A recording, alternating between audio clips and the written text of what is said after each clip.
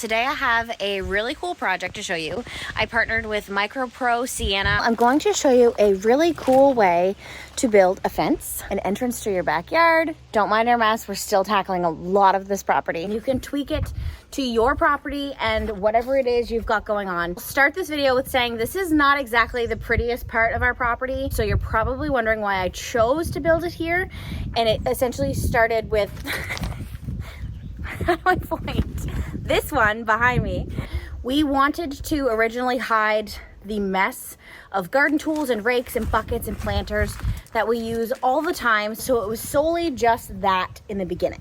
We built this part of the driveway last year with the intent to park the trailer, the trucks, and the excavator. A bit of a cleaner look than always having to park several vehicles in front of the home. So we dug this out. With cutting out the driveway, we had to create more of a distinct slope, and it's just dirt and I didn't like it. So I was trying to figure out a way to cleanly edge the driveway. So I'm gonna skip to my voiceover and I'm gonna show you exactly what I did, but feel free to let me know in the comments if you have any questions or would like a little more clarity in the details of how I built this. I'm here to help, and I want you to be able to accomplish something and look back and say like, wow, I really did that. I started out by using my table saw for cutting just under 1 inch deep and a 1 inch wide groove in my 4x4 posts before I cut them to length. In order to achieve this, you need to mark out how wide you want the groove and start your first cut on one side of your 4x4 and then move your blade over 1/8 of an inch with each pass of the table saw. This is called a relief cut, so you will be able to use your chisel afterwards to remove any paper-thin pieces left and reveal a channel that will hold your boards. A tip for getting all of your exterior wood projects to last longer is use the MicroPro Sienna Cut and Seal Wood Preservative on every end cut that you do. I'm using decking because I wanted the extra strength. It's a little bit thicker than fence board, so the groove is about 3/4 of an inch wide to allow me to slide them in easily before screwing them in place. I repeated this on all of the 4x4 posts that I had, and I did so carefully, moving each left to right so they all had the identical channels. Once those were done, I measured and cut them to the height that I wanted, which was just under the soffit for the uprights. The reason we went this high is because we actually used L brackets to attach them to the plywood behind the soffit for a little bit of extra support. For the other side of the fence, the shorter sections, I measured just a few inches above the dirt pile that I was trying to hide. When the height of my fence was cut, I moved on to cutting the length of the decking for the privacy portion.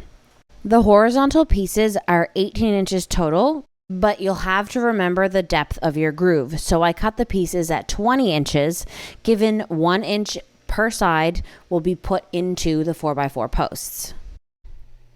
So the next step is fairly simple. You just insert the horizontal pieces into the pocket that you notched out of the 4x4 uprights. I did find it easier to put all of my pieces in, or at least most of them, before securing them in place. The most important part about this step is to make sure your boards are square while you are screwing them in place. Essentially, that means your corners are at 90. You can use a framing square or a T-square for this, but the reason it's important is because when you stand it up, you do not want to eyeball it because you will see it from the road, you will see it everywhere if it's even on a slight angle. When my tallest section was done, you'll notice that I did not cut a groove in the other side of the 4x4 to allow for the corner of the privacy piece. I'm simply adding a 2x2 piece of lumber onto the 4x4 to butt the horizontal pieces up to. I'm just laying out all of the horizontal pieces using the straight edge of the 4x4 to make sure that they are all perfectly in line. And then I have another fence board that I'm going to be screwing to the back of it before I lift it up and attach it to the upright. This is another way to build a fence if the table saw intimidates you and you don't want to put the groove in. My reason for doing that is simply because I couldn't stand the taller section up straight up in the garage, so I wasn't able to build it any other way. Plus, it's a really good method to show somebody as a beginner. I have attached some pieces cut on 45 degrees to ensure that it stays square while we move it in place, but also they will remain there for a little bit more stability in the wind. Now comes the easy DIY fence method. We have galvanized pipe left over from a job site. I'm always complaining that he brings these things home, but then I'm so thankful when we can use them. If you don't have any, you can just pick it up from the hardware store. You'll also need a post driver, which you can borrow or rent pretty cheap if you don't have one. You could use a sledgehammer. You just got to get the pipe into the ground. So we cut about 7 feet so that half of it can be driven into the ground and the other half can be used to attach the fence to it. Set the fence in place, square it up, and use spray paint to determine where you want to drive the posts before you do so. Remove it and then give her. This is also when you can pre-drill through the galvanized pipe how you will attach it to the fence. Stand the fence back up, and this is where you will need another set of hands to ensure that it is level and plumb. Have one person ready to drill and the other one making sure that it is level. I used MicroPro Sienna's new screws for this, and they are color matched for the wood and they work phenomenal. Once the large section was in the ground, we secured it by putting a header on the top from keeping it from swaying left to right. Again, it's really tall and I wanted every little bit of stability that I could find. I cut the corners of the header on a 30-degree angle. No, we don't live on a big Yellowstone ranch by any means, but I am loving how this is coming together. It's big ranch vibes.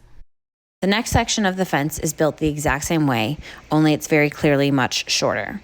So instead of building it one section at a time and trying to level them all separately as we installed them, I decided to build them on the concrete pad out back so that I just had one long length to install and it was much easier to level it off. This might not work for you if your sections are taller, but for us, because they're only 28 inches, it worked great. I didn't have enough length of 2x6 to do one solid top cap. Probably never going to be able to do one solid top cap unless your fence is extremely short. So the trick to this is cutting your piece on a 45-degree angle, adding some PL in the joint, and then screwing it in place versus having a butt joint. It's much smoother looking. Another awesome reason for using galvanized pipe is because it actually can hold your laser level.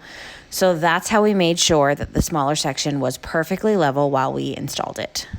I love the fact that the fence is beautiful from both sides and that it hides all of our crap. And to finish it off, I installed 2 flower boxes on top with some creeping jennies, which are my absolute favorite. They will grow down over the summer, including these big, beautiful baskets of azarnias. I think that's what they're called. I found them on Facebook Marketplace, and they're fast growing, and they will actually cascade about 5 or 6 feet down with these beautiful fuchsia hummingbird flowers. With some solar lights for the nighttime, and wow. I know I said this part of our property isn't the prettiest, but I have since changed my mind slightly. I love how this came together, and I can't wait to repeat it on the other side next year. Thanks for watching, and again, let me know if you have any questions. I'm here to help you create your beautiful space. Shout out to MicroPro Sienna for the amazing partnership.